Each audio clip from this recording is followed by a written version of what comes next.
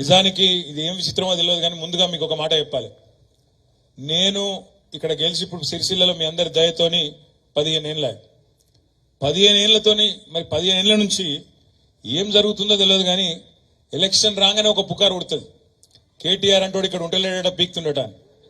నేను ఎక్కడికి పోతలేను, నేను మీ దగ్గరనే ఉంటా, రాజకీయాల్లో ఉన్న నాళ్ళు మీ దగ్గరనే ఉంటా. దయచేసి అనుమానం మనసులోకి వెళ్ళి తీసేయండి.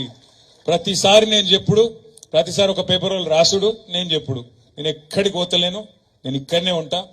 బాధ్యత పెరిగింది కాబట్టి మంత్రిగా అక్కడిక్కడ తిరిగినా, ఇప్పుడు పార్టీ వర్కింగ్ ప్రెసిడెంట్ కాబట్టి అన్ని నియోజకవర్గాలు తిరగాలి కాబట్టి తిరుగుతున్నా. కానీ మిమ్మల్ని తప్పకుండా కంటికి రెప్పలాగా, ఎందుకంటే నాకు జీవితాన్ని ఇచ్చింది, రాజకీయ జన్మనిచ్చింది మీరు సిరిసిల్ల కాబట్టి కంటికి రెప్పలాగా మిమ్మల్ని కాపాడుకునే బాధ్యత నాది. ఆ విషయంలో ఎవరు రాసినా ఎన్ని రాసినా దయచేసి పట్టించుకోకండి, దయచేసి నమ్మకండి. నేను ఎక్కడికి పోతలేను, ఇక్కడనే ఉంటా అనే మాటను మళ్ళొక్కసారి గట్టిగా నొక్కి చెప్తున్నా. ఎవరు రాసినా ఎవరు చెప్పినా పట్టించుకోవద్దని చెప్పి కూడా నేను మీకు విజ్ఞప్తి చేస్తా ఉన్నా. సరే, ఏమైంది? ఇంత ఆగమాగమై ఇంత గావరైతానికి ఏమైనా ఇబ్బంది అయిందా? ఉంటాయి. ఇప్పుడు మనకు గుర్తేంది కారు. మరి కారు మొదలు 14 ఏళ్ళేమో జోరుగా ఉద్యమంలో ఉరికే, ఆ తర్వాత 10 ఏళ్ళేమో జోరుగా 100 స్పీడ్ తోని గవర్నమెంట్ల డెవలప్మెంట్ విషయంలో ఉరికితిమి. 24 ఏళ్ళు ఉరికింది కారు రైమని. ఉరికినాక సర్వీసింగ్ అవసరం పడదా? పడుతుంది. ఇది అంతే, కొన్ని రోజులు సర్వీసింగ్ తప్ప ఏం కాలేదు. ఏమో పెద్ద భూమి ఆకాశం ఏదో కింద మీద అయినట్టు ఆగమాగం అయిపోయినట్టు మనం ఏం బాధపడి బేజారయ్యే అవసరం అయితే ఎంత మాత్రం కూడా లేదు. ఇది కేవలం ఒక చిన్న స్పీడ్ బ్రేకర్ మాత్రమే. మళ్ళీ తప్పకుండా మనమే వస్తాం, మళ్ళీ ప్రజలు మన దగ్గరికి వస్తారనే మాట కూడా నేను మీకు విజ్ఞప్తి చేస్తా ఉన్నా. ఇంకొక మాట కూడా నేను మీకు విజ్ఞప్తి చేస్తున్నా.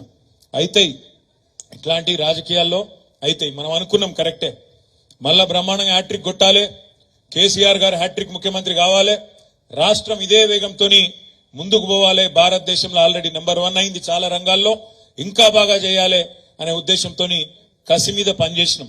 డెఫినెట్ గా అందరం పనిచేసినాం. కానీ ప్రజలు కూడా మననేం తీసవతల వారేలే. 119 నియోజకవర్గాల్లో మొన్న జరిగిన ఎన్నికల్లో మనకు ప్రజలు గౌరవప్రదంగా 39 స్థానాలు అంటే 3వ వంతు స్థానాలు మనకి ఇచ్చిండ్రు. మననేం తీసవతల వాడేలే. అదేవిధంగా 3వ వంతు స్థానాలు గౌరవప్రదంగా 119లో 39 ఇవ్వడమే కాకుండా ఒక 14 స్థానాల్లో 14 నియోజకవర్గాల్లో కేవలం మనం 4-5 వేల ఓట్ల లోపలనే ఓడిపోయినాం. జుక్కల్ అనే నియోజకవర్గం ఉంటుంది పక్కకు, నిజామాబాద్ లో, కామారెడ్డి జిల్లాలో, అక్కడ 1150 ఓట్లతో ఓడిపోయినాం. దేవరకద్ర అనే నియోజకవర్గం ఉంటది మహబూబ్ నగర్ జిల్లాలో, 1300 ఓట్లతో పోయినాం. 3000 ఓట్లతోని సిరిపూర్ కాగజ్ నగర్ పోయింది, 3000 ఓట్లతోని బోధన్ పోయింది, 4200 ఓట్లతోని ఖానాపూర్ పోయింది, 5000 ఓట్లతోని నాగర్ కర్నూలు ఇంకా 2 నియోజకవర్గాలు పోయినాయి, 6000 ఓట్లతోని కామారెడ్డి మరొక 2 నియోజకవర్గాలు పోయినాయి. 14 నియోజకవర్గాల్లో స్వల్ప తేడాతో 5-6 వేల ఓట్ల తేడాతోని 14 నియోజకవర్గాలు పోయినాయి. ఆ 14లో మనం సగం గెలిచినా ఇవాళ పరిస్థితి ఎట్లుంటుండేనో నాకంటే బాగా మీకే తెలుసు. హంగ్ అసెంబ్లీ వస్తుండే, ఇవాళ తప్పకుండా పరిస్థితి వేరే ఉంటుండే. ఇదంతా నేను ఎందుకు చెప్తున్నా అంటే, మనం ఓవరాల్ గా చూసుకుంటే కూడా, రాష్ట్రం మొత్తం చూసుకుంటే కూడా మనకు వాళ్ళకు ఫరక్ ఏం పెద్దగా లేదు. కాంగ్రెస్ కు వచ్చింది 38.8% ఓటు, మనకొచ్చింది 37% ఓటు. అంటే ఫరక్ కేవలం 1.8% మాత్రమే. అది కూడా మొత్తం పోలైన ఓట్లలో చూసుకుంటే మొత్తం 3,17,00,000 ఓట్లు మొత్తం ఉన్నాయి. అలా 70% పోలైనట్టున్నాయి. ఆ పోలైన ఓట్లలో చూసుకుంటే ఫరకు కేవలం 1.8% మాత్రమే. అంటే మొత్తం కలిపితే కూడా రాష్ట్రం మొత్తం 4 కోట్ల జనాభా ఉండే రాష్ట్రంలో ఇద్దరి మధ్యన ఫరక్ ఎంత అంటే 4 లక్షల ఓట్లు మాత్రమే. అంటే మనమేదో పెద్ద తేడాతో ఓడిపోయి తీసవతల వారేసి మనం ప్రజలు అట్లేం జరగలేదు. కేవలం స్వల్ప తేడాతో ఓడిపోయినాం తప్ప ఇంకోటి కానే కాదు. కాబట్టి దీనికేదో బేజారైపోయి ఆగమాగం అయిపోయే అవసరం ఎంత మాత్రం లేదనే మాట నేను మీ అందరూ కూడా హృదయపూర్వకంగా విజ్ఞప్తి చేస్తున్నా. దయచేసి ఎవరన్నా ఇంకా కూడా నిరాశగా ఉన్నా, నిస్పృహలో ఉన్నా, అయ్యో గిట్లెట్లాయే అనే పరిస్థితి ఉన్నా అందులోకెళ్ళి బయటికి రమ్మని కోరుతా ఉన్నా. ఇంకొక మాట కూడా నేను మీకు విజ్ఞప్తి చేస్తా ఉన్నా. ఇక కాంగ్రెస్ వాళ్ళు కూడా నిజానికైతే నమ్మలే, వాళ్ళ అధికారంలోకి వస్తామని వాళ్ళు కూడా అనుకోలే. కాబట్టి ఏం చేసిండ్రు, నోటికి ఎంత వస్తే అంత చెప్పుకుంటూ పోయింది. ఎంత వస్తే గంత ఏమేం చెప్పిండ్రు ఒకసారి యాద తెచ్చుకోరు. మీరు ఏమన్నారు రైతులకు? మీరు ఆగుండ్రి, కేసీఆర్ అనుకుంటాండు 1,00,000 రూపాయలు రుణమాఫీ చేసింది కాబట్టి గెలిచిపోతా అనుకుంటాండు కేసీఆర్. నేను 2 లక్షలు రుణమాఫీ చేస్తా, రైతులు ఎవరన్నా నిన్న రుణమాఫీ అయిపోయిన ఉంటే తెల్లారే బ్యాంకు కోన్రి 2 లక్షలు తెచ్చుకోన్రి, నేను చేస్తా రుణమాఫీ December 9 నాడు అని రేవంత్ రెడ్డి గారు ఆనాడు పిసిసి అధ్యక్షుడిగా చెప్పినారు. అది మాత్రమే కాదు, మీరు అమ్ముకోకుండ్రి ధాన్యం, కింటాల్కు 500 బోనస్ ఇచ్చి నేను కొంటా డిసెంబర్ తర్వాత అని చెప్పిండు. అదే విధంగా ఆడబిడ్డలకు చెప్పిండు, ఏమన్నాడు, ఇవాళ 2000 పెన్షన్ వస్తున్నది, రేపు 4000 పెన్షన్ ఇస్తా డిసెంబర్ నుంచి వచ్చే నెల నుంచి అన్నాడు. అదే విధంగా ఇంకొక మాట కూడా చెప్పిండ్రు వాళ్ళు. ఇప్పుడు కేసీఆర్ ఇచ్చే రైతు బంధు తీసుకుంటే 10,000, డిసెంబర్ తర్వాత నేను ఇచ్చేది 15,000 వస్తుంది మీ ఖాతాలల్లా అని చెప్పిండ్రు. ఇక ఆడబిడ్డలకేమో బస్సు ఫ్రీ, బంగారం ఫ్రీ, ఇది ఫ్రీ, అది ఫ్రీ అని చెప్పి మొత్తం 420 హామీలు. 6 గ్యారంటీలు కాదు, మనోళ్ళు తెలిసి ఒక మాట్లాడుతున్నారు ఆడిడ 6 గ్యారంటీలు అని. వాళ్ళు ఇచ్చిన 6 గ్యారంటీలేమో 100 రోజులలో చేస్తామని, మిగతా 414 హామీలు, 420 హామీలు, 420 హామీలు ఏవైతే కాంగ్రెస్ పార్టీ ఇచ్చిందో నేను నిలబెడతా చేస్తా అని చెప్పి 420 హామీలు.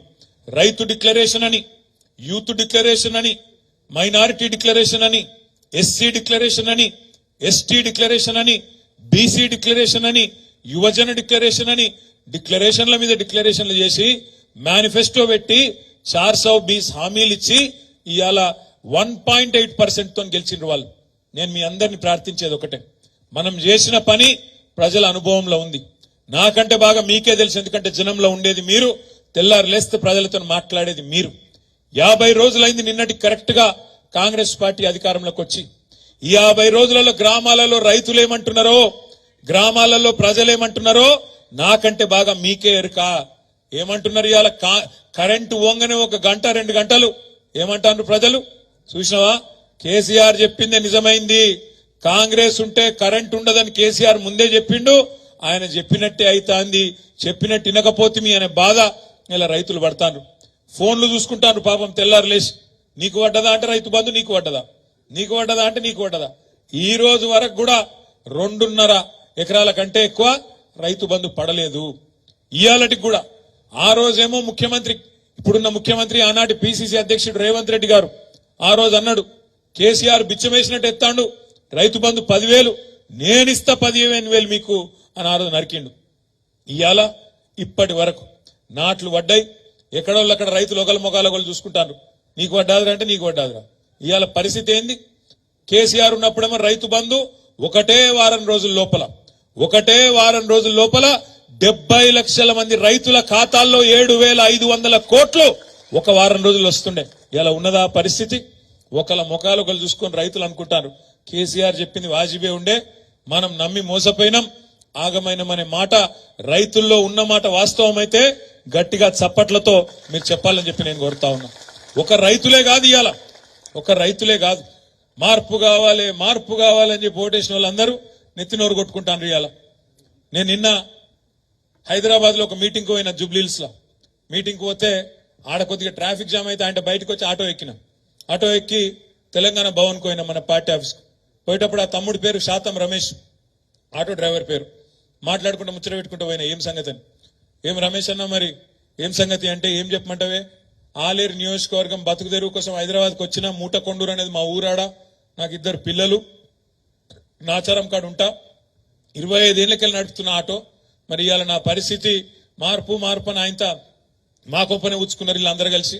మాకు ఇవాళ 6.5 లక్షల మంది ఆటోలు నడుపుకునే అన్నలు తమ్ముళ్ళు మేమందరం రోడ్డు మీద పడే పరిస్థితి వచ్చింది. ఇదివరకు రోజుకు 1,000-1,500 సంపాదించుకుంటుంటే ఇవాళ నాకు రోజుకు 500-600 కూడా వస్తలేదు. ఈఎంఐ ఎట్లా కట్టాలి, ఇల్లు కిరాయి ఎట్లా కట్టాలి, పిల్లల ఫీజులు ఎట్లా కట్టాలి తెలియక గౌరవనీయులు పెద్దలు వినోద్ కుమార్ గారికి ఒకసారి చప్పట్లతో అందరం కూడా స్వాగతం పలుకుదాం. మన కాబోయే కరీంనగర్ ఎంపీ గారికి గట్టిగా చప్పట్లు కొట్టాలి దయచేసి. రండి వినోద్, ఇక్కడ రండి.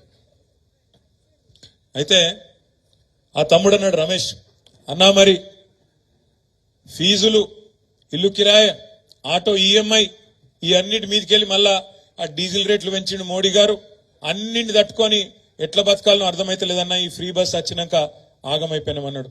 ఫ్రీ బస్సు పట్ల నాకేం ఇబ్బంది లేదు, మంచిదే ఫ్రీ బస్సు, కానీ ఇవాళ ఏం జరుగుతున్నదో ఫ్రీ బస్సు వల్ల ఒక్కసారి మీరు చూడాలని చెప్పి నేను కోరుతున్నా. కళలో కూడా అనుకోలే ఎన్నడూ అట్లాంటి దృశ్యాలు చూస్తామని. ఎట్లా కనబడుతున్నాయి ఫ్రీ బస్సు కోసం ఇవాళ మహిళా సోదరి మనులు ఆ డ్రైవర్ ఎక్కే దర్వాజలకే లెక్కుతున్నారు, బస్సుల ఆ కిటికీలకే లెక్కుతున్నారు. ఇక ఫ్రీ బస్సులనైతే చెప్పలేని లొల్లైతాంది, కొట్టుకుంటాన్రు, చెప్పులు తీసి కొట్టుకున్నారు. మొన్న ఒక అడిగా చెప్తే బాగుండదు ఇసాంటి అని. చూస్తాను వీడియోలు మీరన్నీ చూసిండ్రా? ఒక దిక్కేమో ఇట్లా మహిళా సోదరి మనులు వాళ్ళ అవస్థలు పడతాను, సీట్లు దొరకక. ఇటు మొగోళ్ళు తిడతాను, మేము టికెట్ పెట్టి కొంటే, మేము పైసలు పెట్టి టికెట్ కొంటే మాకు సీట్ లేకపోయాను మొగోళ్ళు తిడతాను. ఇక్కడ మహిళలు తిడతాను, అవగాహన లేకుండా ఆలోచన లేకుండా ఎక్కుండ్రి అని ఎక్కిపిస్తాను. అందులోనేమో సీటు దిక్కులేదు, 50 మంది కూర్చునే బస్సులో 150 మంది కూర్చుంటారు. ఇదేం పరిస్థితి అని చెప్పి మహిళలు బాధపడతారు. బస్సు నడిపేటోళ్ళు ఉంటారు, డ్రైవర్లు కండక్టర్లు వాళ్ళు. ఇంకో దిక్కు ఈ ఆర్టీసీకి అద్దెకిచ్చేటోళ్ళు ఉంటారు, బస్సులు హైర్ బస్సులు ఇచ్చేటోళ్ళు, వాళ్ళు బాధపడతారు. 50 మంది ఎక్కితేనేమో డీజిల్ తక్కువ కాలుతుంది, 100 మంది ఎక్కితే ఎక్కువ కాలుతుంది కదా. వాళ్ళు హైర్ బస్సులో పోయి మొన్న పొన్నం ప్రభాకర్ అన్నకు అదే విధంగా అక్కడ ఆర్టీసీ ఎండి గారికి చెప్పుకున్నారు, అయ్యా ఇట్లయితే నడవది, మీరు మా రేటు పెంచాలి, లేకపోతే మా బస్సులు కూడా తీసేస్తాం పెట్టమని వాళ్ళు అంటాను. ఇవతల ఆటో వాళ్ళు లబో దిబోమని వీళ్ళు అంటాను. నిన్న తమ్ముడు రమేష్ చెప్పిండు నాకు, అన్నా వీళ్ళు అన్నారు మేము ఆటో డ్రైవర్ అని ఆదుకుంటామన్నారు, నెలకు 1000 రూపాయలు ఇస్తామన్నారు, నెలకు 1000 రూపాయలు సరిపోదన్నా, నెలకు 10,000 రూపాయలు ఇచ్చినట్టు చేయండి, జర గట్టిగా మాట్లాడండి ప్రభుత్వం తరఫున, మీరు ప్రభుత్వంతోని అని కూడా ఆ తమ్ముడు మాట్లాడిండు. సరే 10,000 ఇస్తారా, 5,000 ఇస్తారా, ఎన్ని ఇస్తారో ఈ ప్రభుత్వాన్ని నేను రిక్వెస్ట్ చేస్తా ఉన్నా, డిమాండ్ చేస్తా ఉన్నా. మీరు ఆ మహిళా సోదరి మనుల కోసం పెట్టిన బస్సును స్వాగతిస్తున్నాం, తప్పు లేదు, కానీ బస్సుల సంఖ్య కూడా పెంచండి, మహిళలకు కూడా ఇబ్బంది పెట్టకండి, డ్రైవర్లు కండక్టర్లను కూడా ఇబ్బంది పెట్టకండి. ఓ దిక్కు బస్సులు పెంచండి, మరో దిక్కు రోడ్డు మీద పడుతున్న రెక్కాడితే గాని డొక్కాడని మా ఆటో అన్నలను తమ్ముళ్లను కూడా కాపాడండి అని చెప్పి కూడా మీరిచ్చిన మాట ప్రకారం నిలబెట్టుకోండి అని చెప్పి కూడా నేను ఈ ప్రభుత్వానికి డిమాండ్ చేస్తా ఉన్నా. నేను ఇంకొక మాట కూడా అడుగుతా ఉన్నా ఈ ప్రభుత్వాన్ని, ఏదైనా పని చేస్తే దాని ఇంకొక ప్రణాళిక ఉండాలి, ఒక వ్యూహం ఉండాలి. ఎటువంటి ఏదో ఆగమాగం పెడితే కాదు. ఇవాళ ఈ ఒక్క పథకంతోని మేమేదో అమలు చేసినాం, 6 గ్యారంటీలలో ఒక గ్యారంటీ అంటారు, కానీ ఒక్క గ్యారంటీ కూడా నిజానికి మొత్తం అమలు చేయలే. 6 గ్యారంటీలలోనే 13 హామీలు ఉన్నాయి, 13 హామీలు ఉన్నాయి. మహిళలకు ఇచ్చిన మాట మహాలక్ష్మి అన్నారు, మహాలక్ష్మిలో 3 ఉన్నాయి. 6 గ్యారంటీలల్లా మొత్తం 13, ఒక్క మహిళలకు ఇచ్చిన దానిలో 3. మహాలక్ష్మిల నెలకు ప్రతి మహిళకు ఎంత ఇస్తా అన్నారు? 2,500 ఇస్తా అన్నారు. 500 రూపాయలకే సిలిండర్ ఇస్తా అన్నారు. 3వది ఫ్రీ బస్ అన్నారు. అట్లా మొత్తం 6 గ్యారంటీలల్లా 13 హామీలు ఉన్నాయి. ఇవాళ నేను గౌరవ ముఖ్యమంత్రి గారిని, ప్రభుత్వాన్ని డిమాండ్ చేస్తా ఉన్న ఈ వేదిక ద్వారా, మీకు మేము టైం ఇవ్వాలి, మాకు ఎరికే, మాకు కూడా తెలుసు. మాకు మా నాయకుడు కేసీఆర్ గారు చెప్పినారు, ఈ ప్రభుత్వం కొత్త ప్రభుత్వం, మనం కూడా టైం ఇవ్వాలి, 100 రోజులు ఓపిక పట్టాలి, తొందర పడద్దు. వాళ్ళు కూడా కొత్తగా వచ్చిన వాళ్ళు కుర్చీ చదువుకోవాలి, అన్ని చూసుకోవాలి, చూసుకున్నాకనే మరి కొత్త సంసారం కాబట్టి టైం ఇవ్వాలని చెప్పిండు. మేము అట్లే ఉన్నాం. మన పార్టీ ఓడిపోయిన నాడు డిసెంబర్ 3 నాడు మన ప్రభుత్వం మరి దిగిపోవాల్సి వచ్చిన నాడు కూడా నేను ప్రెస్కు మాట్లాడిన ఆ రోజు నేనే చెప్పిన, నిర్మాణాత్మకమైన ప్రతిపక్షంగా ఉంటామని చెప్పిన. ఖచ్చితంగా ఈ ప్రభుత్వానికి సహకరిస్తాం, మాకు తెలంగాణ ముఖ్యం, తెలంగాణ ప్రయోజనాలు ముఖ్యం కాబట్టి తప్పకుండా ప్రజల పక్షాన నిలబడతాం. నిన్న మొన్నటిదాకా ప్రజలు మాకు 2 సార్లు అధికారం ఇచ్చినారు, వాళ్లకు సర్వదా రుణపడి ఉంటాం, ఎప్పటికీ రుణపడి ఉంటాం. 2 సార్లు అవకాశం ఇచ్చిండ్రు, దానికి ధన్యవాదాలు. ఈరోజు కొత్త పాత్ర ఇచ్చిండ్రు, మాకు ప్రతిపక్ష పాత్ర ఇచ్చిండ్రు, దానిలో కూడా రాణిస్తాం, దానిలో కూడా పనిచేస్తాం, ఏం నిరాశ పడతలేమని చెప్పి కూడా నేను ఆ రోజు చెప్పిన. కానీ ఏం జరిగింది, మనం అసెంబ్లీకి పోయినాం, 3 రోజులైనాక అసెంబ్లీ పెట్టినాం. మేము నిజానికి చాలా మర్యాదగా ఉండాలి అని చెప్పి స్పీకర్ గారు ఎలక్షన్ అని పిలిస్తే పోయి సంతకాలు కూడా పెట్టినాం. స్పీకర్ ఎన్నిక ఏకగ్రీవం చేయాలని చెప్పి మన పార్టీ నాయకులు, మన అధ్యక్షులు కేసీఆర్ గారు చెప్తే మన ఎమ్మెల్యేలు అందరినీ తీసుకొని పోయి ఒక 10 మందిని మేము కూడా సంతకాలు పెట్టి కాంగ్రెస్ పార్టీ అభ్యర్థి స్పీకర్ కావడానికి, ఏకగ్రీవంగా కావడానికి కూడా సహకరించడం, ఆ ఇంగితం మాకుంది. తెల్లారి అసెంబ్లీ పెట్టిన మీరు పెట్టంగానే అందులో గవర్నర్ గారి ప్రసంగం పెట్టిండ్రు. ఇక గవర్నర్ గారి ప్రసంగం అయితే దారుణం. ఒక కాంగ్రెస్ కార్యకర్త గల్లీలో మాట్లాడిన దానికంటే హీనంగా ఉండే ఆ ప్రసంగం. నోటికొచ్చిన మాటలు. 10 ఏళ్లు కేసీఆర్ మొత్తం ఖరాబ్ చేసిండు, తెలంగాణను నాశనం పట్టించిండు, అప్పుల పాలు చేసిండు, రాష్ట్రం దివాలా తీసిండు అని దివాలా కోరు మాటలు మాట్లాడితే ఆ రోజు కడుపు మండి అసెంబ్లీలో మీ బిడ్డగా సిరిసిల్ల ప్రజాప్రతినిధిగా అసెంబ్లీలో ఆ రోజు ప్రభుత్వానికి చెప్పిన నేను 10 ఏళ్లలో ఏం జరిగిందో చెప్పిన. ఆ తర్వాత తెల్లారి ఇంకొక ఆర్థిక శాఖ మీద శ్వేతపత్రం అని పెడితే హరీష్ రావు గారు మాట్లాడింది. తర్వాత విద్యుత్ శాఖ మీద పెడితే మన జగదీష్ రెడ్డి గారు మాట్లాడింది. 3 రోజులు అసెంబ్లీ నడిస్తే 3 రోజులు మన పార్టీ తరఫున మనం కూడా సమాధానం చెప్పినాం. మంచిగానే సమాధానం చెప్పినామా? మంచిగానే చెప్పినామా లేదా? పెట్టినాం. మరి మీరు ఒక్కసారి ఆలోచించుండ్రి, కేసీఆర్ గారు పంపిన 3 సైనికులే గట్ల మాట్లాడితే కేసీఆర్ వస్తే ఎట్లుంటుందో ఒక్కసారి ఆలోచన చేయండి అసెంబ్లీకి. ఎందుకు చెప్తున్నా అంటే పాపం ముఖ్యమంత్రి గారు బాధ చెప్పుకుంటాడు మొన్న ఏదో ఇంటర్వ్యూలో, టీవీ ఇంటర్వ్యూలో. అరే నేను కొత్తగా వచ్చినా కూర్చున్నా, ఇక కుర్చీ చదువుకోలేదు చక్కగా, కుర్చీ అటు ఇటు చూసే లోపలనే బావబామర్దులు ఇద్దరు వచ్చి అటోషే ఇటోషే వాయిస్తాండ్రు అని చెప్పుకుంటాడు పాపం బాధ. మరి మాతోనే గిట్లుంటే నీకు రేపు మా నాయకుడు కేసీఆర్ రంగంలో దిగితే ఎట్లుంటదో ఈ ప్రభుత్వానికి ఒక్కసారి ఆలోచించుకోమని చెప్పి నేను కోరుతా ఉన్నా. ఎందుకంటే కేసీఆర్ గారు నిజంగా కూడా నేను చెప్తున్నా, రూలింగ్ లో కంటే గవర్నమెంట్ల కంటే ఆపోజిషన్ లోనే కేసీఆర్ చాలా డేంజరస్.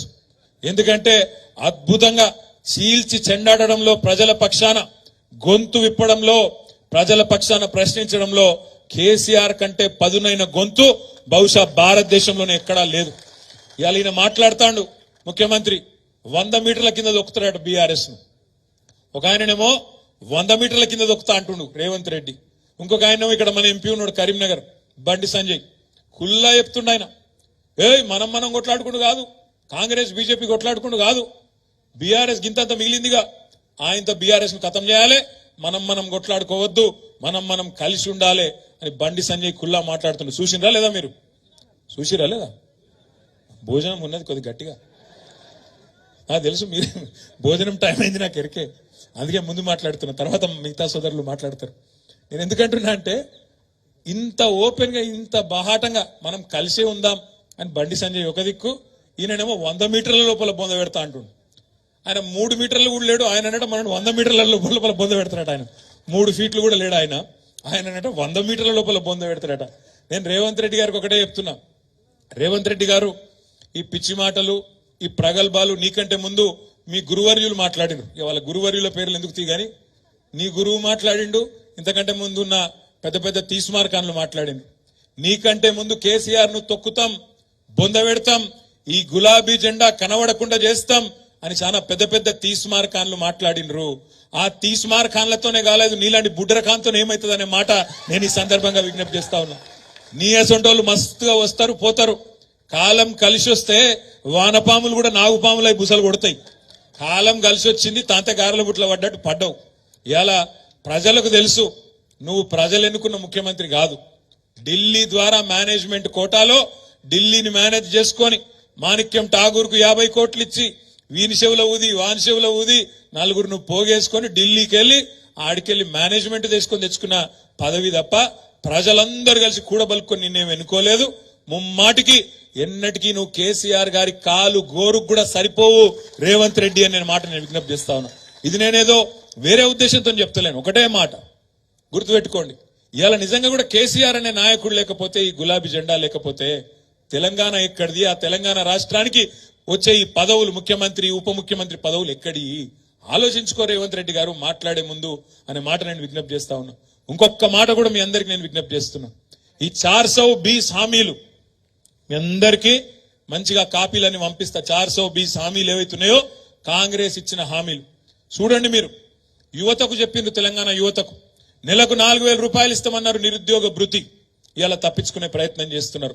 తప్పించుకోనియద్దు. యువత తరపున మనం అడగాలి. 100 రోజుల్లో ఇస్తామన్నారు, ఏడవైంది అని అడగాలి. మా ఆడబిడ్డలు ఇలా ఎదురు చూస్తున్నారు. మహాలక్ష్మి 1,57,00,000 మంది ఆడబిడ్డలు ఎదురు చూస్తాను. ఎందుకు? 18 ఏళ్లు నిండిన ఆడబిడ్డలందరూ నెలకు 2,500 రూపాయలు ఎప్పుడొస్తాయి మా ఖాతాల్లో అని ఎదురు చూస్తా ఉన్నారు. కానీ రేవంత్ రెడ్డి గారు ఏం చేస్తున్నారు? ప్రభుత్వం ఏం చేస్తున్నది? వాళ్ళు ఒకటే ఎజెండా పెట్టుకున్నారు. రోజొక్క కొత్త కథ పుట్టియాలి, మీడియాలో రోజొక్క కొత్త కథ పుట్టియాలి. మేడిగడ్డలో అవినీతి, ఇక్కడ అవినీతి, అక్కడ అవినీతి. అధికారం మొత్తం నీ చేతుల్లోనే ఉంది కదా. ఎక్కడ అవినీతి ఉందో మేము వద్దంటలేం కదా. మేమే డిమాండ్ చేసినాం అసెంబ్లీలో. అవినీతి జరిగిందంటున్నావు కదా, ఎంక్వైరీ చేయి, తప్పు ఎవరు చేసినారో చర్య తీసుకో దమ్ముంటే అని చెప్పి మనమే డిమాండ్ చేసినాం. ఆ విషయంలో వెనుకకు పోము. పక్కా వెనుకకు పోం. ఎక్కడ అవినీతి ఉంటే అక్కడ చర్య తీసుకో, మాకు అభ్యంతరం లేదు. కానీ తప్పించుకునే ప్రయత్నం చేస్తే మాత్రం వదిలిపెట్టం, ప్రజల తరపున అడుగుతూనే ఉంటాం. రేపు మళ్ళా ఏప్రిల్ మీరు పార్లమెంట్ ఎన్నికకు పోయే నాటికి వరి కోతలు అవుతాయి, తప్పకుండా వరి కోతలు అవుతాయి. వరి కోతలు అయినప్పుడు రైతులు అడుగుతారు, మొదటిసారి అంటే ఇడిచిపెట్టినాం, క్వింటాల్కు 500 బోనస్ అన్నావు, ఏది ఎక్కడ వాయే అని తప్పకుండా అడుగుతారు. ఆ రైతుల తరపున అడగాల్సింది ప్రధాన ప్రతిపక్షంగా మనమే అనే మాట కూడా నేను మీకు విజ్ఞప్తి చేస్తా ఉన్నా. మొన్న రేవంత్ రెడ్డి గారు దావోస్ పోయిండు, దావోస్ లో చెప్తాండు మేము రైతు భరోసా చాలు చేసినాం అని పచ్చి అబద్ధాలు ఇలా విదేశాలలో చెప్తున్నాడు ఈ ముఖ్యమంత్రి గారు. నిజంగా రైతు భరోసా చాలు అయిందా? కేసీఆర్ ఇచ్చిన రైతు బంధుకే దిక్కులేదు ఇప్పటిదాకా, రైతు బంధుకే ఇంకా మొత్తం పడలే, రైతు బంధుకే దిక్కులేదంటే విదేశాలకు పోయి మాత్రం రైతు భరోసా చాలు చేసిన నేను ఇవాళ పంటకు 7,500 రూపాయలు ఇస్తున్నా అని చెప్పి పచ్చి బోగస్ మాటలు ఇవాళ ముఖ్యమంత్రి గారు మాట్లాడుతూ ఉన్నారు. రేపా రైతు భరోసా విషయంలో కూడా మరి ఎండాకాలం పంట మళ్ళీ నాటేసే టైం వచ్చింది అంటే రైతు భరోసా కింద చాలు కాకపోతే ప్రజలు రైతులు ఊరుకోరు. ఆ రోజు పంట కోతల టైంకు బోగస్సు ఈ బోనస్ ఇయ్యక మళ్ళీ బోగస్ మాటలు చెప్తే తప్పకుండా నీ పార్టీని ఊచకోతకు వస్తారు రైతులు అనే మాట కూడా ఈ సందర్భంగా నేను మీకు విజ్ఞప్తి చేస్తా ఉన్నా. ఎందుకంటే రైతులకు కూడా తెలుసు కొద్దిగా ఓపిక పట్టాలి కాబట్టి ఓపిక పడతాను. ఇప్పుడిప్పుడే వచ్చిండు కదా, మీరు కూడా ఎగిరిత పడకుండా బిడ్డ, తొందర పడకుండా అంటారు. మేమేం తిడతలేము, ఎగిరిత పడతలేం, విమర్శ చేస్తలేం, యాద్ చేస్తున్నాం. 100 రోజులలో చేస్తా, డిసెంబర్ 9 నాడు మొదటి సంతకం పెడతా, 2 లక్షల రుణమాఫీ చేస్తా అని మేం చెప్పలే, మీరే చెప్పినరు. చెప్పిన దాన్ని మీకు యాద్ చేస్తున్నాం, వేరే మాట మాట్లాడతలేం. మా ఆడబిడ్డలకు చెప్పినారు మీరు, తులం బంగారం ఇస్తామన్నారు. కళ్యాణ లక్ష్మి కేసీఆర్ ఇస్తాండు, దాంతో పాటు తులం బంగారం ఇస్తా అంటుండు. మొన్న శ్రీధర్ బాబు గారు ఇక్కడ మంత్రిలో కళ్యాణ లక్ష్మి చెక్కులు ఇచ్చిండు. ఏమాయా తులం బంగారం శ్రీధర్ బాబు గారు అంటే మెమ్మెమ్మే బెబ్బెబ్బే, ఇప్పటిదాకా లేదు. మరి ఇస్తారా ఇయ్యరా చూడాలిగా. తులం బంగారం ఇస్తారా ఇయ్యరా, 7 కేలు వస్తాయి, మనం చూడాలి. ఏం చేస్తారో కూడా తప్పకుండా చూడాలి. ఇంకొక మాట కూడా నేను మీకు విజ్ఞప్తి చేస్తా ఉన్నాను. ఇవాళ ఈ ప్రభుత్వం నిజంగా కూడా ఎట్లుందంటే ఎట్లన్నా చేసి తప్పించుకోవాలి. ఏమన్నా చేసి గత ప్రభుత్వం మీద కేసీఆర్ మీద 4 మాటలు మాట్లాడి 4 తిట్లు తిట్టి ఆయంత ప్రజల దృష్టిని అటో ఇటో చేసి ఆగం చేసి తప్పించుకోవాలన్న చక్కర్లో ఉన్నది. ఏమంటాడు ఆయన సెక్రటేరియట్ పోయి, నేను ఇక్కడ లంకె బిందెలు ఉంటాయనుకొని వచ్చినా కానీ ఖాళీ బిందెలు ఉన్నాయి అంటుండు. లంకె బిందెల కోసం ఎవరు తిరుగుతారే? లంకె బిందెల కోసం ఎవరు తిరుగుతారు? ఏడ తిరుగుతారు? పాడుబడ్డ గుట్టలల్లా, పాడుబడ్డ గుళ్ళల్లా, పాత గడిలల్లా అలా పోయి తవ్వుతా అంటారు. ఆ గడపార పట్టుకొని తటపార తీసుకొని అర్ధరాత్రి పోయి దొంగసాటు పోయి తవ్వుతుంటారు. అయ్యా రేవంత్ రెడ్డి గారు, మీరు వినండి జాగ్రత్తగా. మీకు పాపం ఇదివరకు ఎన్నడూ మంత్రిగా పనిచేసిన అనుభవం లేదు, ఎన్నడూ ప్రభుత్వంలో ఉన్న అనుభవం లేదు కాబట్టి నువ్వు అనుకున్నట్టున్నావు సెక్రటేరియట్ కిందేమో బిందెలున్నాయి తవ్వుకుంటా అని. సెక్రటేరియట్లో లంకె బిందెలు ఉన్నాయి నాయన, ఆడ కంప్యూటర్లు ఉంటాయి, పేపర్లు ఉంటాయి, పనిచేసేందుకు అధికారులు ఉంటారు. వాళ్ళందరితో కూర్చోబెట్టి ఇచ్చిన హామీలు ఎట్లా నెరవేరుస్తావో గడిదిక్కు ఆలోచన చెయ్యి. లంకె బిందెల కోసం తవ్వుడు, అర్ధరాత్రి తిరుగుడు, ఇంకేడుకో పోయి ఏమేమో ప్రయత్నాలు చేసుడు బంద్ చేయి. అట్లాంటి ఏమి ఉండయి ప్రభుత్వంలో, తెలుసుకో అనే మాట కూడా నేను మీకు విజ్ఞప్తి చేస్తా ఉన్నా. ఎందుకంటే ఇట్లాంటి వాళ్ళు ఎన్నెన్ని మాటలు చెప్పారు ఒకసారి చూడు. ఆ 420 హామీల లిస్టు చూస్తేనైతే మనం చక్కెర వచ్చి పడిపోతాం.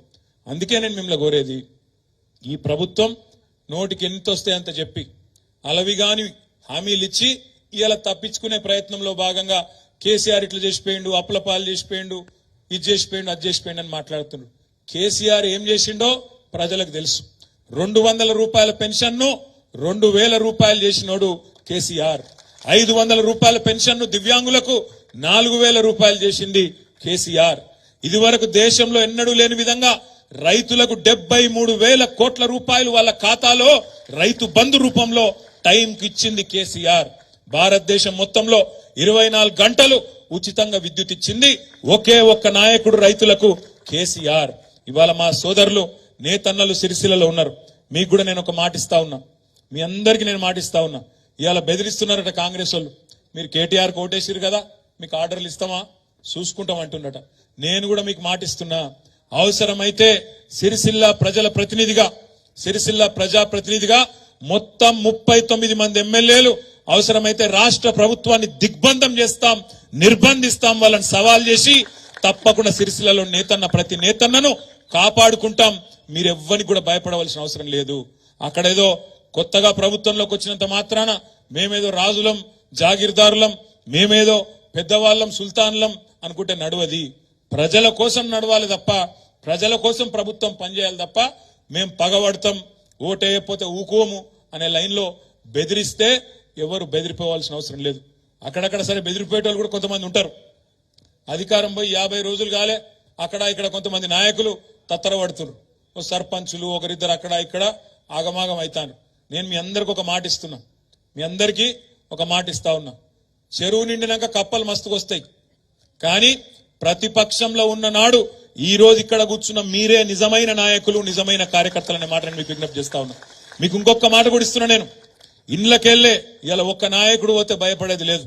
ఒక సర్పంచో, ఒక ఎంపీటీసో, ఒక కౌన్సిలరో, కాంగ్రెస్ వాళ్ళ ప్రలోభాలకో, బీజేపీ వాళ్ళ భయాలకో పోతే భయపడకండి, బెదిరిపోకండి.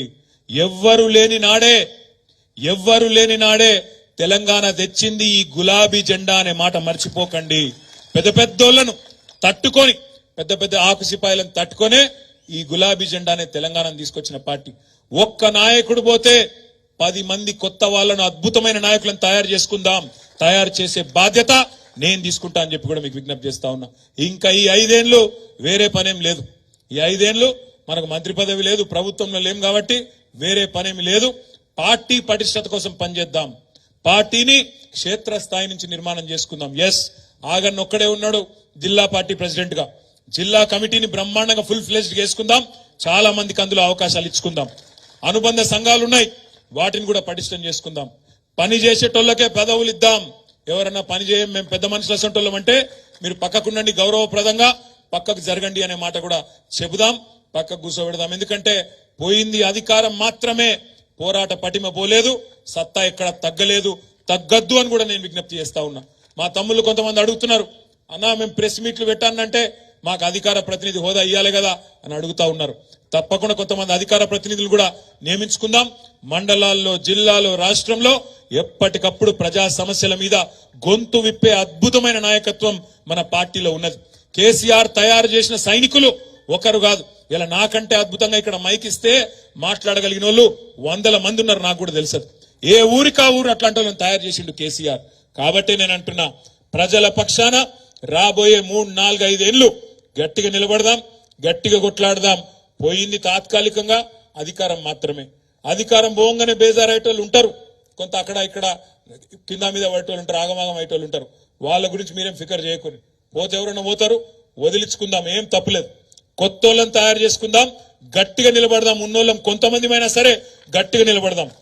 ఇంకొక మాట కూడా నేను చెప్తున్నా, పార్టీ పుట్టినాడు 2001లో ప్రతి ఊర్లో వెంటనే 100 మంది ఉండేనా? లేరు. ఊరికొక్కరున్నా చాలు గట్టోడు అనుకున్నాం, బయలుదేరినాం. 14 ఏళ్లలో తెలంగాణ తెచ్చుకున్నాం. ఇలా 14 ఏళ్ల తర్వాత ప్రజలు అధికారం ఇచ్చినారు. 10 ఏళ్లు అధికారం మనకు అవకాశం ఇచ్చిండ్రు. అక్కడక్కడ మా తమ్ముళ్ళు కూడా తప్పు మాట్లాడుతుండ్రు. మాట్లాడకండి, ప్రజలను కించపరిచే విధంగా ఎవరు మాట్లాడకండి. ప్రజలను మోసం చేసిన నాయకులను చూసినాం, కానీ నాయకులను మోసం చేసిన ప్రజలను చూడలేదన్నాడు అని మాట్లాడుతున్నారు అక్కడక్కడ మా తమ్ముళ్ళు సోషల్ మీడియాలో. అట్లాంటి మాట ఎవరు మాట్లాడకండి. అదే ప్రజలు, ఏ ప్రజలైతే మొన్న మనకు అవకాశం ఇయ్యలేదో, ప్రతిపక్షంలో ఉండమని తీర్పిచ్చిండ్రో, వాళ్ళే మనకు 2 సార్లు అధికారం కూడా ఇచ్చిండ్రు. కాబట్టి ఆ రోజు వాళ్ళు చేసింది కరెక్ట్ అయితే ఈ రోజు వాళ్ళు చేసింది కూడా కరెక్టే.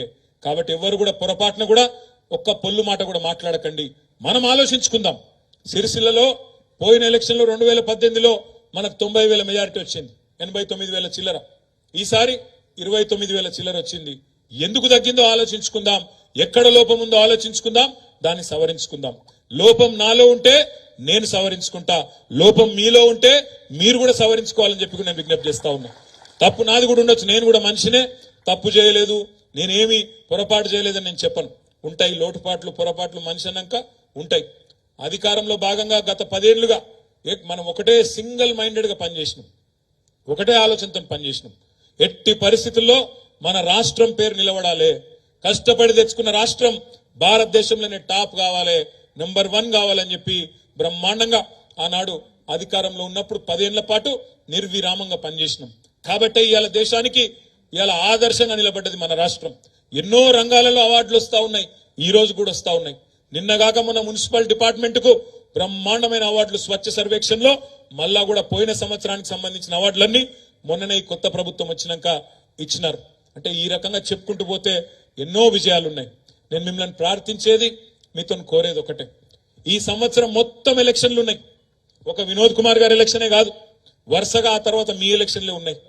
వరుసగా దీంతో అయిపోగానే వినోదన్న ఎలక్షన్ అయిపోగానే పంచాయతీ ఎన్నిక ఉంటుంది, పంచాయతీ ఎన్నిక అయిపోగానే మున్సిపల్ ఎలక్షన్ ఉంటుంది, మధ్యలో సొసైటీ ఎలక్షన్ ఉంటుంది, జిల్లా పరిషత్ ఎలక్షన్ ఉంటుంది.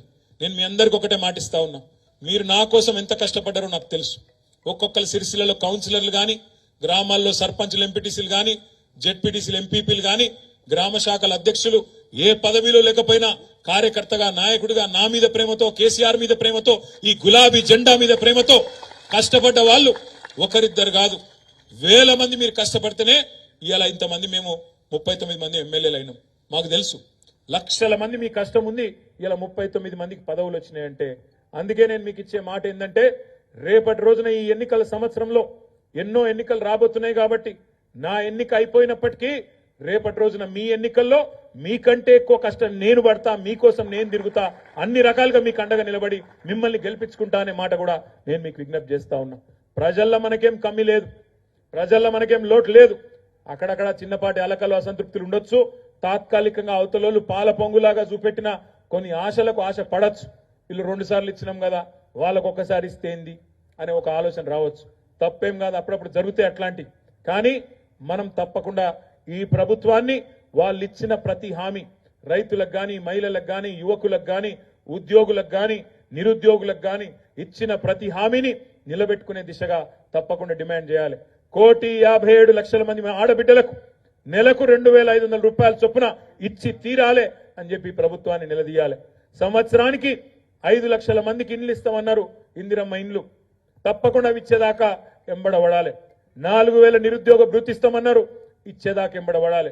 బీసీ సబ్ ప్లాన్ అన్నారు, పెట్టమని చెప్పి డిమాండ్ చేయాలి. మైనారిటీ సబ్ ప్లాన్ అన్నారు, పెట్టమని చెప్పి డిమాండ్ చేయాలి.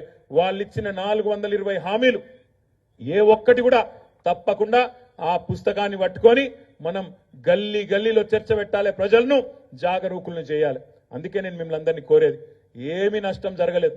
కొద్దిగా మనకు కూడా బ్రేక్ దొరికింది అనుకోండి, కార్ సర్వీసింగ్ చేసుకుందాం, మళ్ళా రోడ్ ఎక్కుదాం, మళ్ళా తొక్కుడు దొక్కితే 100 స్పీడ్ తోని మళ్ళా తప్పకుండా అధికారంలోకి తీసుకొచ్చే నాయకత్వం, శక్తి, సత్తా మీకుంది, మనకుంది. మనం ఏం కూడా బేజారు కావాల్సిన అవసరం లేదు. ఇవాళ పార్లమెంట్ ఎన్నికల్లో ఒక్క మాట మీరు ఆలోచన చేయండి. ఇవాళ వినోద్ కుమార్ గారు మన అభ్యర్థిగా ఎట్లా పనిచేసినరో, గతంలో ఎంపీగా 2014 నుంచి 19 వరకు మీ కళ్ళ ముంగట్నే ఉంది. గత 10 ఏళ్లుగా కేంద్రంలో మోడీ గారి ప్రభుత్వమే ఉన్నది. ఈ 10 ఏళ్లలో 2 ఎంపీలుగా పనిచేసినరు మన కరీంనగర్ నియోజకవర్గానికి. మొదటి 5 ఏళ్లు వినోద్ కుమార్ గారు 2014 నుంచి 19 దాకా పనిచేసినారు. 19 నుంచి 24 వరకు మన ఎంపీ బండి సంజయ్ గారు పనిచేసినారు. వీళ్ళిద్దరి పనితీరు ఎట్లుందో ఒక్కసారి మీరే బేరీ చేసుకోవాలని చెప్పి నేను కోరుతా ఉన్నా. వినోద్ కుమార్ గారు ఎంపీగా ఉన్నప్పుడు పార్లమెంటులో 110 చర్చల్లో పాల్గొన్నాడు.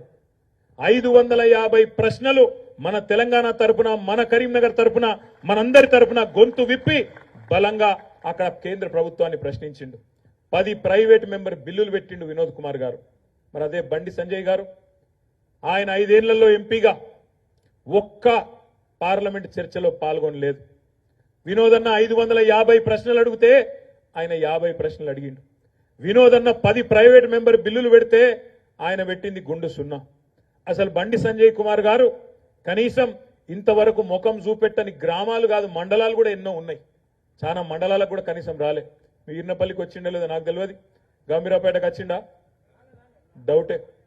ఎక్కడ కూడా మొత్తం కరీంనగర్ పార్లమెంట్ ఎక్కడ కూడా పోగా నేను ఇంకొక మాట కూడా మిమ్మల్ని అడుగుతున్నా, ఏమన్నా ఒక్క మంచి పని చేసిండా మన పార్లమెంటు నియోజకవర్గానికి? కనీసం ప్రజలకు పనికొచ్చే ఒక్క మంచి పని, ఒక గుడి తెచ్చిండా కొత్తగా, లేదా ఉన్న గుడికి పైసలు తెచ్చిండా? ఎమ్లవాడ రాజన్ ఉంటాడు, ఇక్కడనే కొండగట్టు అంజన్ ఉన్నాడు, ఇల్లందకుంటల రాముల వారు ఉన్నాడు, ఒక్క పైస తెచ్చిండా వాళ్ళకు? తెల్లారు లేస్తే ఈ రోజు ఏం వారం, ఈ రోజు ఏం దేవుడు అంటాడు. కానీ ఒక్క పైసా నరేంద్ర మోడీ దగ్గర ఇంత పతార ఉంటే, పలుకుబడి ఉంటే ఒక్క పైస తెచ్చిండా గుడికి? ఏ గుడికి ఒక్క పైస తేలే. దాంతో పాటు ఒక బడి తెచ్చిండా? పోని నవోదయ పాఠశాలలు ఇవ్వాలి. కొత్త జిల్లాలు ఏర్పడితే మన సిరిసిల్లకు కూడా నవోదయ పాఠశాల ఇచ్చేది ఉండే, ఇచ్చిండా? తెచ్చిండా? తేలే. ఆఖరికి కేసీఆర్ గారు ఆనాడు పార్లమెంట్ సభ్యుడిగా ఉన్నప్పుడు రైలు మంజూరు చేయించిండు. హైదరాబాద్ నుంచి కరీంనగర్ కు వయా సిద్దిపేట సిరిసిల్ల వేములవాడ మీదకెళ్ళి బోయిన్పల్లి మీదకెళ్ళి కరీంనగర్కు పోయేందుకు రైలు మంజూరు చేయించిండు 2005-6లో 18 ఏళ్ళ. మరి వినోద్ కుమార్ గారు ఉన్నప్పుడు కోషిష్ చేసిండు, కొద్ది గుంజుకొచ్చిండు. 18 తర్వాత మొత్తం అయిపోయింది పని. ఎందుకంటే పట్టించుకోవాలి. ఇప్పుడున్న ఎంపీ గారు సిరిసిల్ల వేములవాడ బోయిన్పల్లి చొప్పదండి మీదకెళ్ళి కరీంనగర్ పోయే రైలును ఎన్నడూ పట్టించుకోలేదు. మరి రైలుదేలే, బడిదేలే, గుడిదేలే, ఒక్క ఊరికి పోలే, ఒక్క మనిషికి కనవాళ్లే. ఆయనకుండే ఎంపీ ల్యాడ్స్ ఉంటాయి 5 కోట్లు ఎంతో ఉంటాయి. 5 కోట్ల 10 కోట్లు ఇప్పుడు 5 కోట్లు ఎక్కడైనా 5 పైసలు పెట్టిండో లేదో సిరిసిల్లలో నాకైతే తెరకలేదు. ఒక్క ప్రభుత్వ కార్యక్రమంలో పాల్గొనలేకపోయిన 5 ఏళ్లలో ఒక్కటంటే ఒక్క జాగల. నేను పిలిచిన ఒకసారి అకీంపేటలో కలిసిండే, రాష్ట్రపతి గారిని ఆహ్వానించే టైంలో కలిసిండు. కలిసి చెప్పిన ఎంపీ సాబ్ దొరుకుతలేవు, జర రా, అప్పుడప్పుడు అధికారిక కార్యక్రమాల్లో రా అని చెప్పిన. ఎన్నడూ కనవడలే. మరి ఎందుకు నామోషో ఏందో తెలియదు కానీ ఎన్నడూ కూడా కనబడలే. కానీ తెల్లారు లేస్తే మాత్రం కేసీఆర్ని తిట్టడంలో మాత్రం ఫస్ట్. నేను అడుగుతున్నా, కేసీఆర్ని తిట్టుడు తప్ప, నోటికొచ్చిన మాటలు మాట్లాడుడు తప్ప, అమిత్ షా చెప్పులు మోసుడు తప్ప నువ్వు చేసిన పనేంది 5 ఏళ్లలో ఎంపీగా?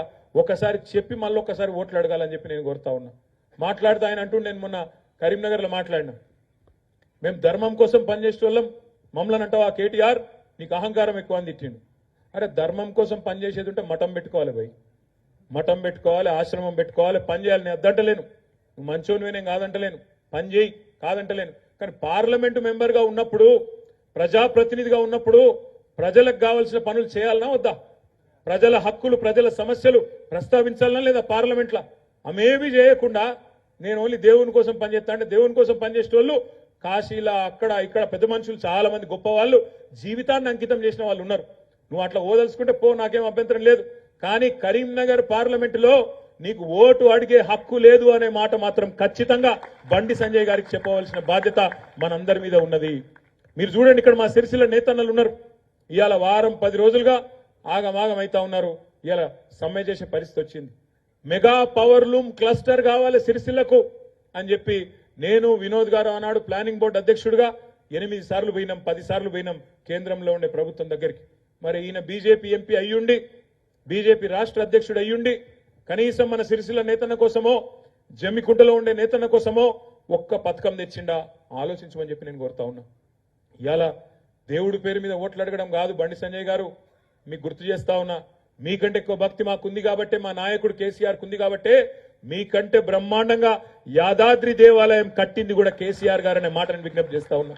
మా గంగుల కమలాకర్ గారు, మా వినోద్ కుమార్ గారు ఇద్దరు కష్టపడి కరీంనగర్ లో తిరుమల తిరుపతి దేవస్థానం వారిని ఒప్పించి 10 ఎకరాల భూమిని కేసీఆర్ గారికి చెప్పి ఇప్పించి 25 కోట్ల రూపాయలతో వెంకటేశ్వర స్వామి గుడి కడుతున్నది కూడా మేము అనే మాట కూడా నేను మీకు విజ్ఞప్తి చేస్తా ఉన్నా.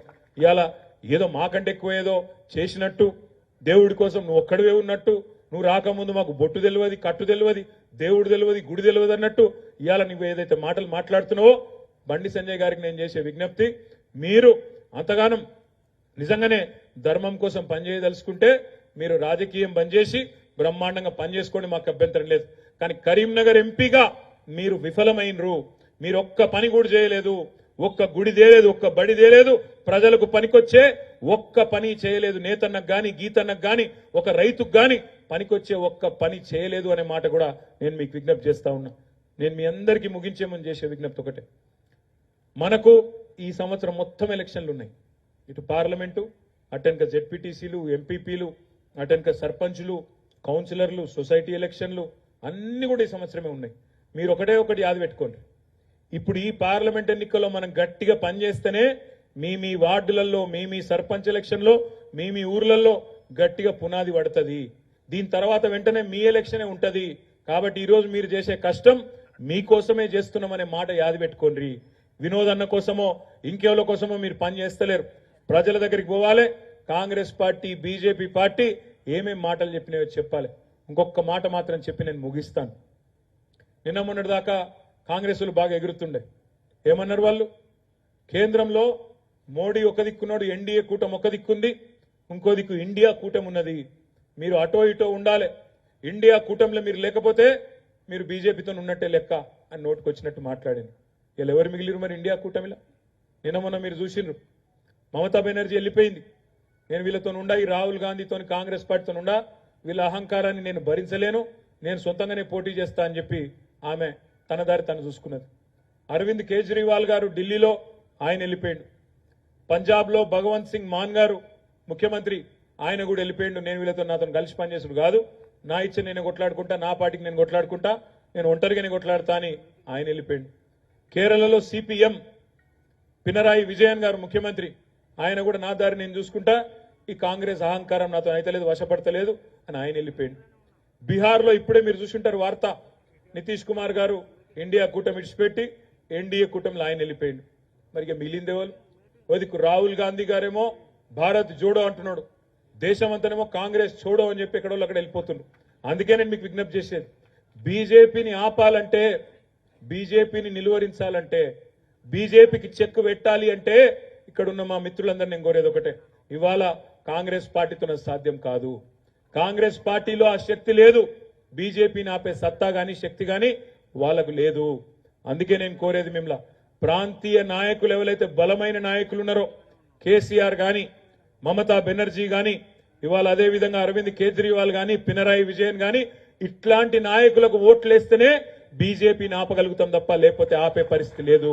ఇక్కడ ఉండే మన సిరిసిల్లలో కరీంనగర్ పార్లమెంట్ లో ఉండే లెఫ్ట్ మేధావులతో నేను కోరుతా ఉన్నా, వామపక్ష సంస్థల్లో గతంలో పనిచేసిన మిత్రులను కూడా నేను కోరుతా ఉన్నా, ఇవాళ బీజేపీని ఆపాలి అంటే కాంగ్రెస్ లో ఆ ధైర్యము లేదు, ఆ దమ్ము లేదు, ఆ సత్తా లేదు, ఆ తెగింపు కూడా కాంగ్రెస్ పార్టీకి లేదు. అయినా మీరు ఇంకొక మాట కూడా గమనించాలా, ఇవాళ బీజేపీ వ్యతిరేకులుగా ఉన్న మిత్రులు కాంగ్రెస్ బీజేపీ కూడబలుక్కొని మాట్లాడుతున్నాయి, కూడబలుక్కొని ఒకటైతా ఉన్నాయి. గమనించండి, మొన్న శాసన మండలి 2 స్థానాలు ఖాళీ అయినాయి. కడియం శ్రీహరి గారు, కౌశిక్ రెడ్డి గారు, ఇద్దరు ఎమ్మెల్సీలు ఎమ్మెల్యేలు అయినరు, ఎలక్షన్లు నిలబడి ఇద్దరు రాజీనామా చేసిరు. ఇద్దరు కూడా ఎమ్మెల్యేల ద్వారా ఎన్నుకోబడ్డ ఎమ్మెల్సీలు, ఇద్దరు రాజీనామా పెట్టినరు, సంతకం ఇచ్చిండ్రు. ఒకటేసారి రాజీనామా చేసిండ్రు, ఒకటే నిమిషంలో ఒకటేసారి ఇద్దరి రాజీనామా విషయం బులెటిన్ ద్వారా ఎలక్షన్ కమిషన్ కు మన అసెంబ్లీ వాళ్ళు చెప్పిండ్రు. ఇద్దరి స్థానాలు ఒకటేసారి ఖాళీ అయినప్పుడు ఉప ఎన్నిక కూడా ఒకటేసారి పెట్టాలనా వద్దా? పెట్టాలనా? ఇద్దరు కేటగిరీ సేమ్, ఇద్దరు ఎమ్మెల్యేల ద్వారా ఎన్నుకోబడ్డ వాళ్ళే, ఇద్దరు ఒకటేసారి రాజీనామా చేసిండ్రు. ఇద్దరు రాజీనామా చేసిన విషయం కూడా ఒకటే కామన్ బులెటిన్ లో కేంద్రంలో ఉండే ఎలక్షన్ కమిషన్ కు మన అసెంబ్లీ వాళ్ళు చెప్పిండ్రు. కానీ ఏం జరిగిందో ఎరికేనా?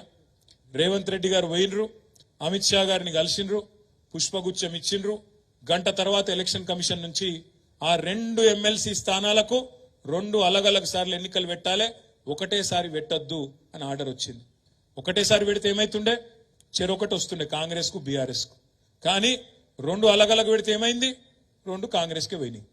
ఇవాళ ఇది పరిస్థితి. కాంగ్రెస్ బీజేపీ అండర్స్టాండింగ్ ఎంత దృఢంగా ఉందో వాళ్ళ ఫెవికాల్ బంధం, దాన్ని బట్టే మీరు చెప్పచ్చు. నిన్న మీరు చూసిండ్రు, మనం ప్రొఫెసర్ దాసోజు శ్రవణ్ గారు తెలంగాణ ఉద్యమంలో పనిచేసిన మరి మిత్రుడు, మీ అందరికీ సుపరిచితుడు, టీవీలలో చూసే ఉంటారు శ్రవణ్ గారిని. గట్టిగా మాట్లాడతాడు, ఒక ప్రొఫెసర్, చదువుకున్న ఆయన, మంచి వ్యక్తి. సోదరుడు కె సత్యనారాయణ గారు మాజీ ఎమ్మెల్యే, ఎరుకల సామాజిక వర్గానికి సంబంధించి మంచి సంఘ సేవ కూడా చేస్తూ ఉంటారు, సంగారెడ్డి మాజీ ఎమ్మెల్యే. ఇద్దరి పేర్లు మనం 4 నెలల కిందట కేబినెట్ లో తీర్మానం చేసి మన ప్రభుత్వం ఉన్నప్పుడు గవర్నర్ గారికి పంపించినాం. అమ్మ గవర్నర్ గారు, ఇద్దరు మంచి వ్యక్తులను ప్రతిపాదిస్తున్నాం, మీ కోటాలో ఎమ్మెల్సీ చేయమని రిక్వెస్ట్ చేసినాం. ఆమె ఏమని రిజెక్ట్ చేసింది తెలుసా? రిజెక్ట్ చేసింది. ఏమని? వీళ్ళిద్దరికి రాజకీయ నేపథ్యం ఉన్నది, రాజకీయ సంబంధం ఉన్నది, కాబట్టి నేను ఇద్దరిని తిరస్కరిస్తున్నా అని పంపించింది. మరి నిన్న